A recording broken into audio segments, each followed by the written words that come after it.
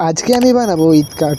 আসলে ছোটবেলায় যখন বাবার সাথে ঈদগাহে যেতাম তখন ঈদগাহের পাশে দোকান বসতো। তখন আমার চোখ আটকিয়ে যেত ঈদ কার্ড বিভিন্ন ধরনের বাঁশি আর রঙিন কাগজে। তখন যাই দেখতাম তাই কিন্তু ইচ্ছা করতো, কিন্তু কিনতে পারতাম না। এখন বড় হয়েছি, এখন আর জিনিসগুলো আর ভালো লাগে না। আর রোজাগুলো পুরো চোখের পলকেই চলে যাচ্ছে। মনে হচ্ছে গতকাল রোজা শুরু হয়েছে, আজকে প্রায় 20টি রোজা অতিক্রম হয়ে গেল। ঈদ কার্ড বানাতে আমরা এখানে বিভিন্ন ধরনের রঙিন পেপার ব্যবহার করছি, যাতে করে একটা আধুনিক আর সুন্দর দেখা। আমি এখানে কিছু জানলা টাইপের করতে চাইছিলাম, কি করবো আমার মাথায় আসতেছিল না, তাই এভাবে করে লিখেছি। তোমরা অন্যভাবে চাইলেও লিখতে পারো।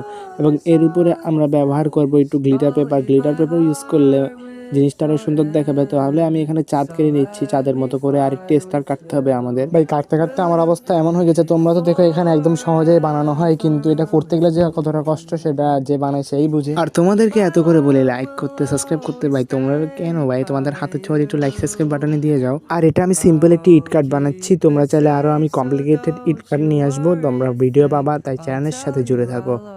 এটা ফাইনাল লুক। মোটামুটি ভালো হয়েছে, আমি জানি অতটাও ভালো হয় নাই, অ্যাডজাস্ট করে নিও।